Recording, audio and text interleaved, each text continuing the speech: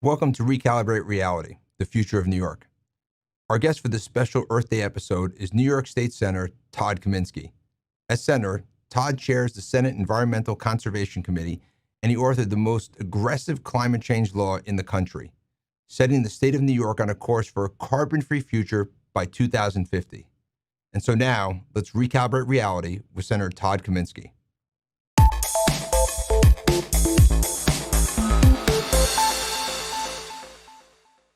Todd Kaminsky, welcome to Recalibrate Reality. Thanks for joining us. Great to be here. So, as you know, this episode will air on Earth Day.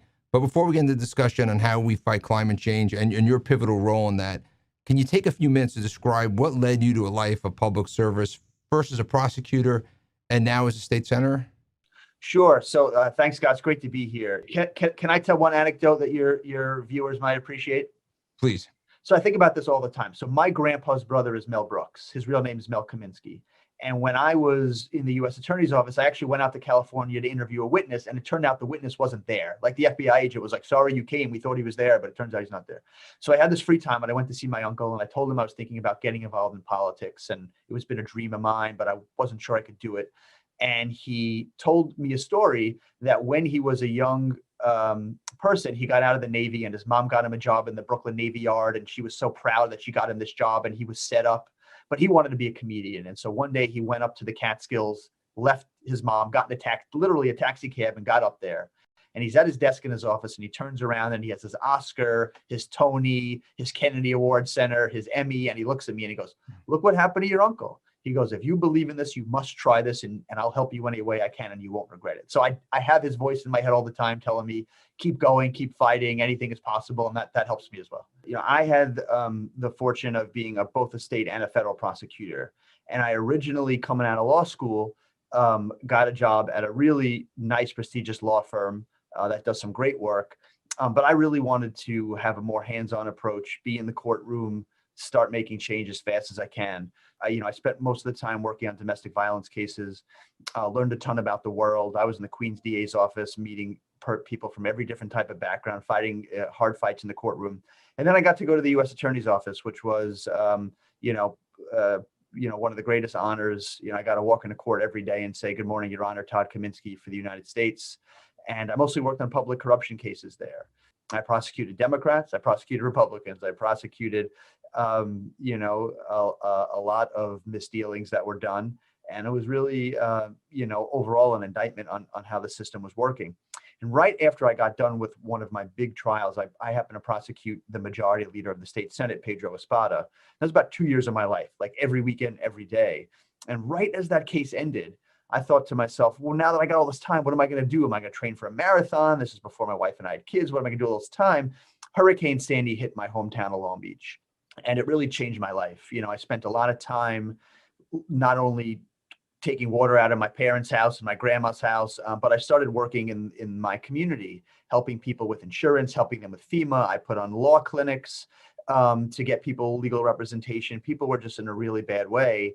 And I started seeing public service beyond just the courtroom. And so the whole Sandy experience opened my eyes that there are ways to help people beyond the courtroom, whether it's with housing, with education, with tax relief, with flood insurance, with education. There's so many different things that can be done. And most importantly, the environment. Why are we having, these storms repeatedly? Why are our communities not as resilient as they could be? And what are we doing to prepare for the future? And so I ran for the Senate, I ran first for the Assembly and then for the Senate when the opportunity came. The original senator in my district was Dean Skelos. He had been the senator since I was in first grade, literally. He had been my senator. And when that opportunity opened up, I jumped on it because I just know they're so rare. And I know that, the state Senate can have a real impact.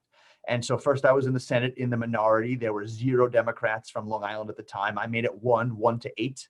And then we eventually took over the state Senate 2 years later.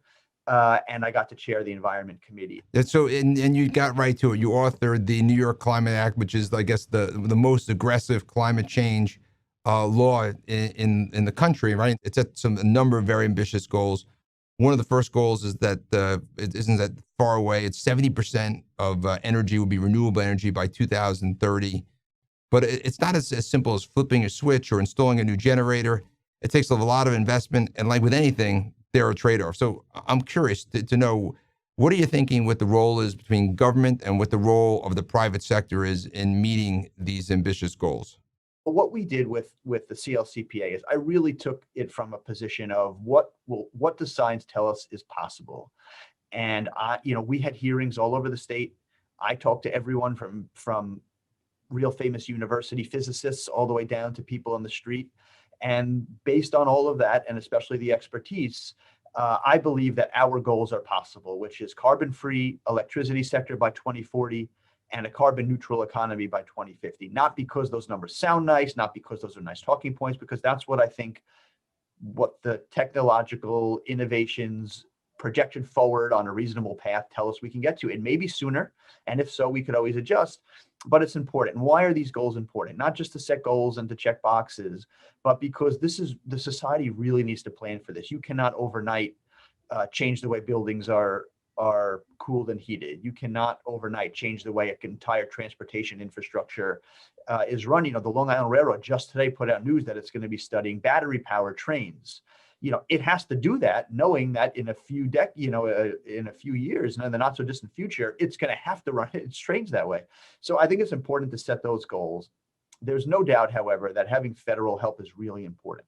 States should not have to compete with each other. No one should have to say, well, New York's tough on this, so I'm just going to open my factory over here in Pennsylvania to get away from the New York standards. It's much better if we do that at a uniform level. We're always talking to our friends in the private sector. I'll give you a very quick story as to how one of those conversations manifested itself in the law. So a cement factory owner from upstate came to me when we were crafting the law. The law originally had 0 offsets. If you were putting carbon out by a certain date, you just had to be like shut down or fined or whatever, and said to me, look, I make cement. Since about 10 BC, you need to burn limestone to make cement. And I cannot burn cement under this law. And if they burn limestone under this law and create a carbon emission, if you don't change that, I have to move. I don't want to move. And if there's a way to do it differently by then, I'll do it differently. But we're competing against this country and that country. And what am I supposed to do? So in the climate law, we actually produced a carve out up to 15% of globally competitive energy intense companies to be able to use offsets in important ways that actually help, but they'll be able to do that. And so we certainly always want to listen to the private sector on how things could be done better, how laws impact them in the real world, and how we could work together to achieve these goals. It can't work any other way. Well, it feels like that you really need government to help set the structure, create alignment, and then create the tools in which then the private sector can use their innovation and discipline and then go together on this journey to 2030, 40 or beyond to get to that point of meeting these targets that you set out there. I mean, one of the ones that I know that's been debated in this last session was on Local Law 97, for example, which is a requirement for buildings in New York City, a city requirement to reduce emissions to a certain level. And there, again, is I feel like a little bit of the flaw in that legislation at the city level is that there is no easy way for owners who don't have the ability to actually reduce the footprint within that building itself to go to a market and buy credits. Is that something from the state level, just like you mentioned with the cement, that could be accomplished? Yeah, I definitely think on that particular issue, there's a way to get there, and there's a way to incentivize investments in in certain types of projects that would benefit both the environment and our economy generally, and certainly help disadvantaged communities. So I'm still working on that. I'm hopeful we can get there. But yeah, look, you obviously always want to be able to give people alternatives that help promote the goals we're trying to reach. And you want to involve people and bring them in any decision. I do think there is too much tribalism in terms of you're either a bad corporate person or you're an advocate for a bad issue. I may not take in the final analysis to heart every piece of advice people give me or criticism, but you definitely have to listen to them and work through them and let people know that they have an outlet. And more often than not, hopefully they'll appreciate that. So I generally have an open door. We'll listen to everyone. They don't always get the outcome they like. Yeah, and I think it's particularly important as it relates to thinking about the renewable energy strategy, because it's a long period of time to get to the bridge to where we are today, and get to a point where we have clean energy and have the sources of clean energy, right? And we can't forgo progress, right? We can't forgo, helping communities grow, creating jobs, creating opportunities for others to succeed because we're halting until we actually have these clean sources of energy. And I think that bridge concept that you mentioned is critical. And you look at things, for example, like nuclear, where just recently Indian Point, being shut down, and how much that provided a form of clean energy, obviously with its challenges, but that needs to be made up for. We saw throughout the state the moratorium for a period, for example, on natural gas, because people wanted to stop the pipelines from happening, even though that would have stopped projects like in Belmont building the new UBS arena as an example, right? And so I think that's an important area where leadership is key to help break down those extreme positions and let people sort of see the path to that bridge along the way. And I don't know how you've been able to address some of those things, but that's something that if it's not done well, I think will be continue to create more extreme positions versus people feeling comfortable that we're heading in the right direction. Yeah, I do think the state, however, has taken good measures in recent years to speed up a lot of the siting and other processes that have slowed the path of renewable energy. And what we really did in the CLCPA is really let the world know, send a market signal that New York is going to be on the ground floor of this green economy. I cannot tell you, Scott, I'm meeting every week with a new company I've never heard of who is interested in developing wind, solar, storage in New York.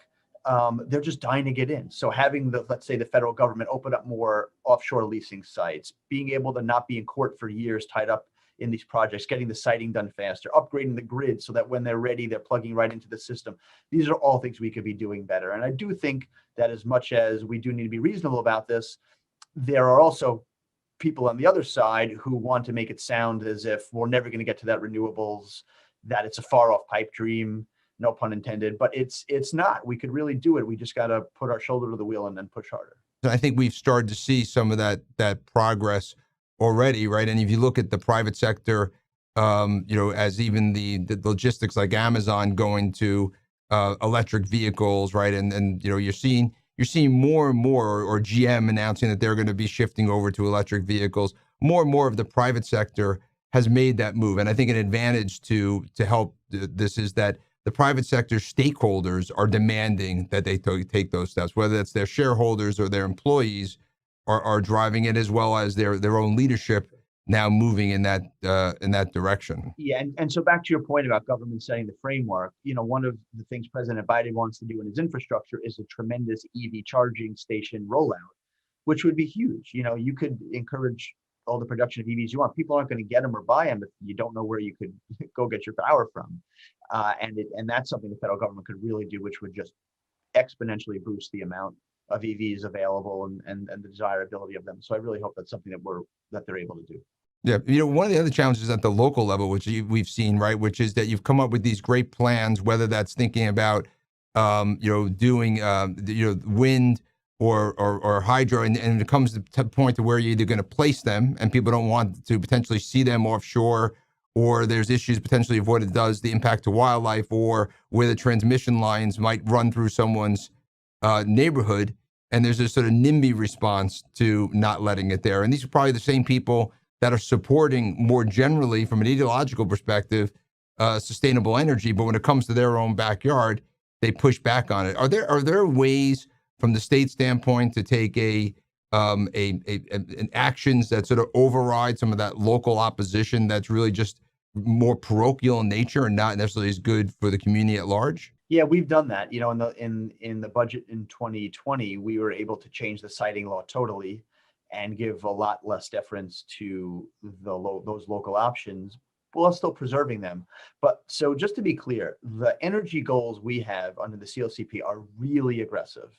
In fact, they require a little bit of a leap of faith, not based on no evidence. They're certainly based on experts projecting where technology will be and how fast they could get up. It's hard to project out to 2 decades worth, but they'll be really hard to meet, and we have to be as aggressive as we can, and we need all hands on deck. So if someone's saying in Wayne-Scott, I don't want this transmission line under my road, which will then be buried and I'll never see, it just cannot fly anymore. And I'm not saying I'm not sympathetic to it. We just can't literally reach our goals and entertain every one of those from upstate to the Hamptons. It's just not going to happen. Right. And if you don't give the public and the business community confidence that you're going to be close to meeting those goals, of providing renewable sources of energy, it's going to be hard for them to make the investments to be able to decide to take them, right, and make the shift from oil, for example, to electric. And when you think about a post-COVID world, into one set is that everyone's mindset has changed.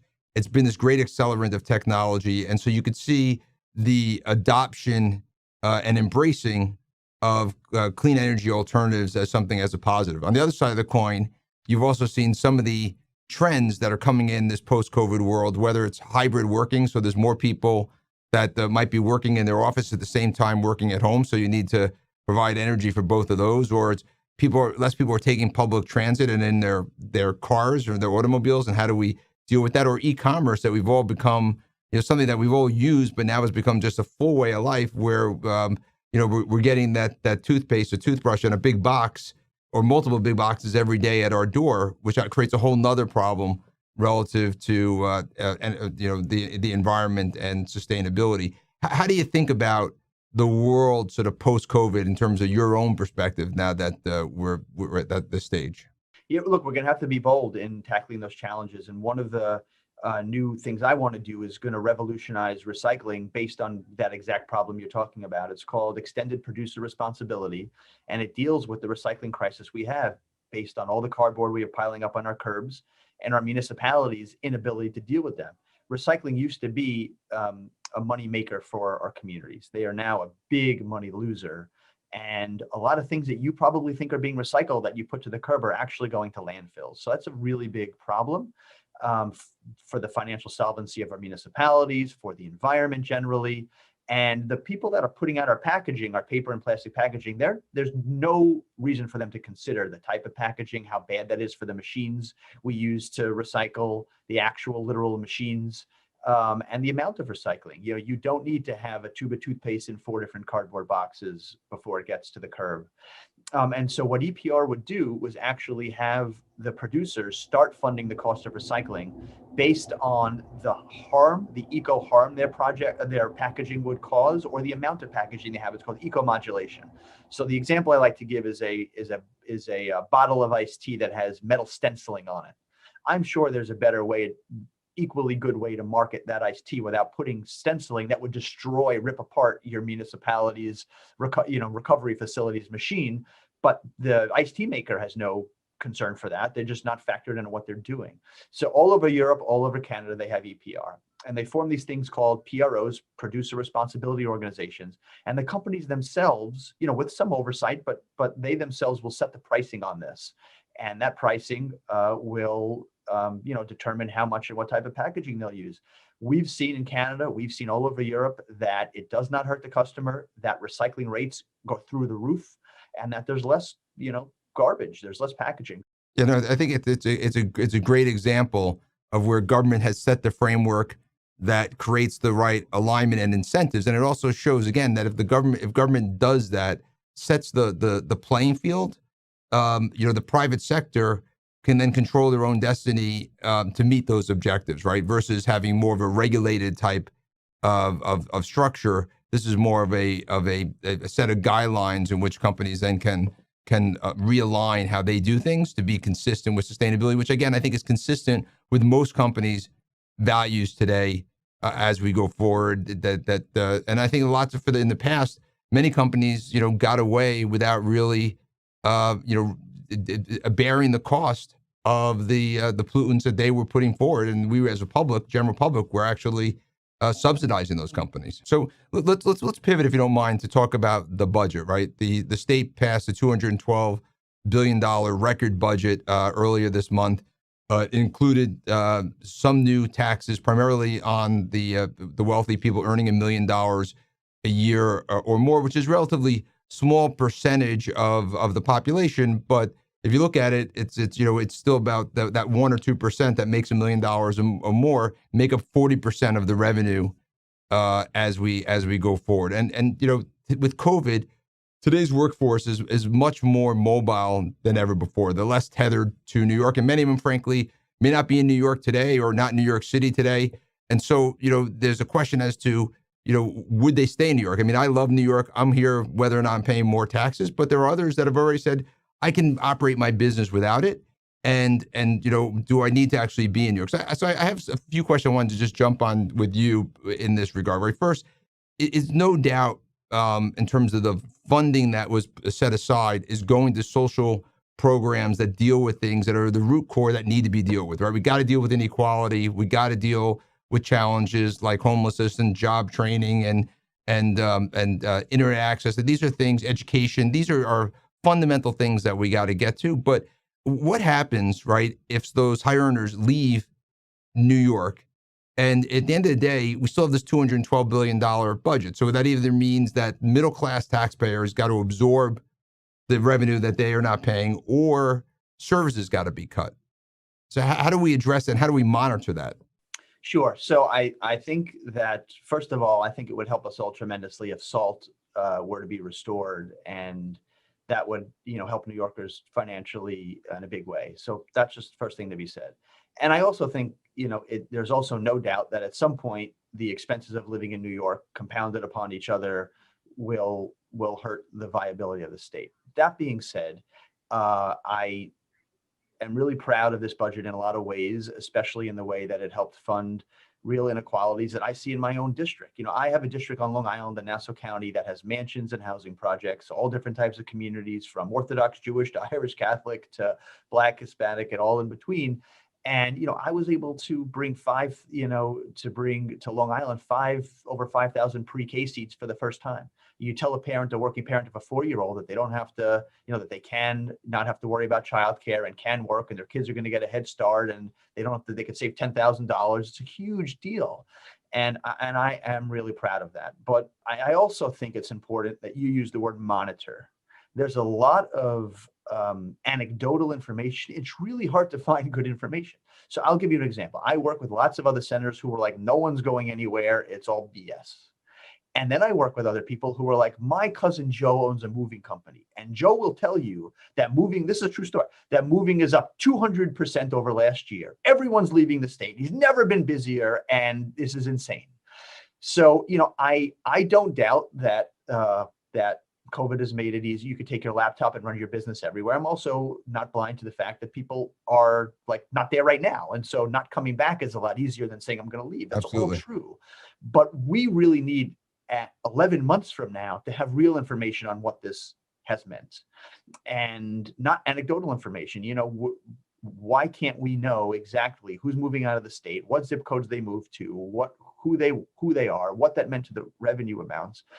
Because there are two people yelling at each other, exact opposite information, without any definitive information for people to hold up. So look, first of all, I don't think you need to be a weatherman to know which way the wind blows. There's no doubt that at some point you can't just keep taxing and taxing and taxing. I'm not sure this budget is that, but it's definitely something we need to look at and monitor and be careful about. But I do think this budget represented a lot of gains for really people who were in tough situations, who didn't have internet, who didn't have access to basic services, who couldn't pay their rent, who are small businesses, who are on the balls of their behind, and who needed help. And our budget did a lot of that. So it was a really tough year, but you raise obviously important questions we need to keep an eye on. So speaking of state, the crime has been increasing in New York City. Gun violence in particular has skyrocketed. At the same time, our criminal justice system is in desperate need of reform. I'm of the view we can't have prosperity without public safety. And to me, public safety is when no one feels afraid of being assaulted or threatened either by criminals or the police. You're in a unique position because you are a federal prosecutor. You know the importance of our criminal justice system. You've seen it on the inside. You've seen it out. You've worked on everything around it. How do you deal with some of the complicated issues such as bail reforms or the calls to defund the police and the balancing the need for public safety with reform of our police and criminal justice system? The word balance is important. Unfortunately, in this debate, there's not a lot of room for nuance. You're either on this side or that side. I think it's unfortunate. I got to be a prosecutor for 10 years. I work with law enforcement every day. But at this point, it's really hard to have conversations with some members of law enforcement about some reforms without being told that you are an anti-law enforcement. At the same time, if you have any relationships with law enforcement, for some of reformers, that means you are coddling up with bad people. I really think the conversation is somewhere in the middle of that, which is, of course, reform is needed. Serious reform of law enforcement is needed, but law enforcement also plays an important role in people's lives every day. They have to continue to do that. And when I've in my life talked to people from communities hit hard by crime, they want a law enforcement presence, but they want a respectful law enforcement presence that communicates, has respect for the community, and does its job professionally. And I certainly think there's room for that.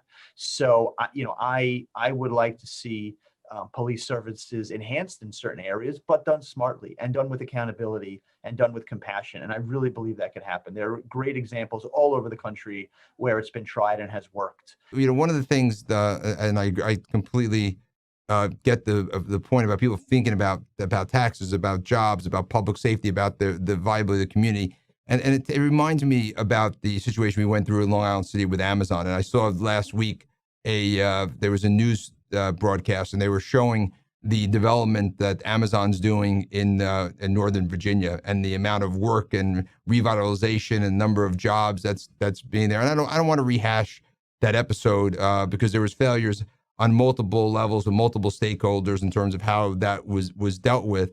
But I can't help think about what that would have meant to Queens, and listening to the people that live there.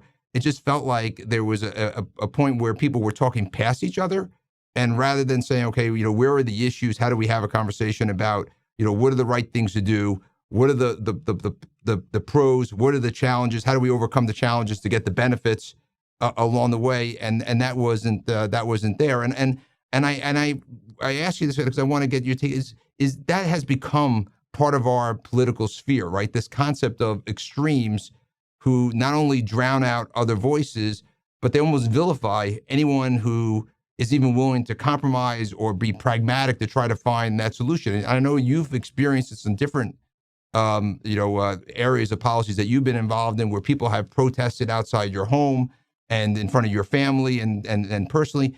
How do you deal with that? And how does that sort of set us up to be able to attract leaders like yourself to want to step into public service, knowing that it's become almost to an extent abusive by people that have these extreme perspectives?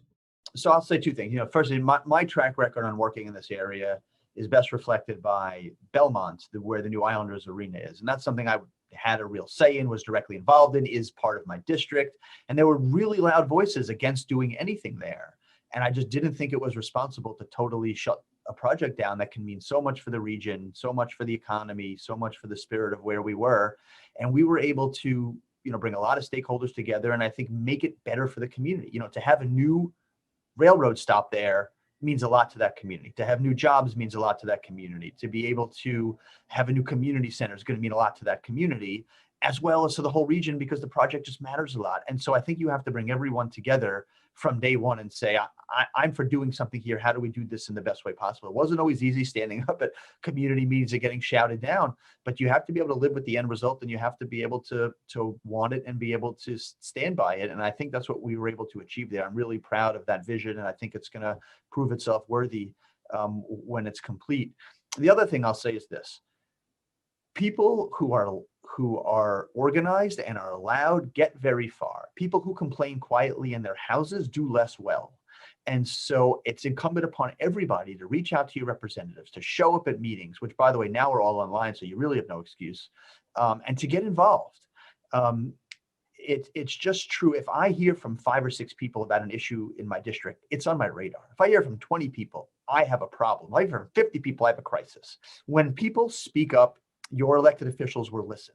But when you're not speaking up because you're busy with your lives and other people are loud and organized, they will beat you every time. Extremes are problematic, but a lot of that happens in the face of apathy, and that's something everybody could work on. So last question. We obviously have a great deal of work ahead of us, but just I want to get yours. What gives you hope for the future, and how can we recalibrate reality to create a more sustainable, more equitable, a more prosperous New York moving forward?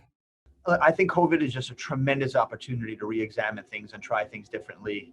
I've got a whole bunch of bills that I'm working on, whether it's that EPR, a new bill that'll incentivize builders to use low carbon concrete. The number one surface on the earth after water is concrete. I'm just thinking big, and I know we can achieve these things because I've seen it done. One of the things when I got in government, I wasn't sure is, can I lead? Can one lead, I should say, not just about me? And the answer is totally yes. You pick an area, you fight for it hard enough, you gather enough support for it, you could achieve a lot. I mean, if you would have told me a few years ago that I would write the bill that would change the way the president pardon someone impacts the criminal law in New York, or that I'd write the most aggressive climate bill, or that my friends in the Senate would achieve all types of record-breaking things, I wouldn't have been sure, but I've seen it done. I know it can be done. Yeah, no, that is inspiring, and your leadership's inspiring, and I appreciate your points as we recalibrate reality for a post-COVID world. Thinking boldly, knowing that you can make a difference yourself, and taking action.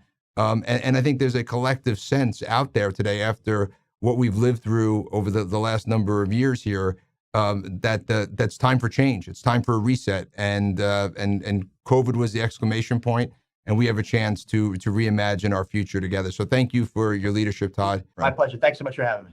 Thank you. That concludes this week's episode of Recalibrate Reality. As you just heard, reaching our sustainability goals won't be easy or straightforward, but our future and our children's future depends on all of us working together to create a more sustainable future for New York. If you want to learn more on how we can fight climate change, go to recalibratereality.com to watch interviews with Bill Ohlfelder from the Nature Conservancy and Dale Brick from the RPA. Thank you again to Senator Todd Kaminsky. Thank you to the Regional Plan Association and the 92nd Street Y. And thank you to the team for making this week's episode possible. From 75 Rockefeller Plaza in New York, I'm Scott Rechler. See you next week.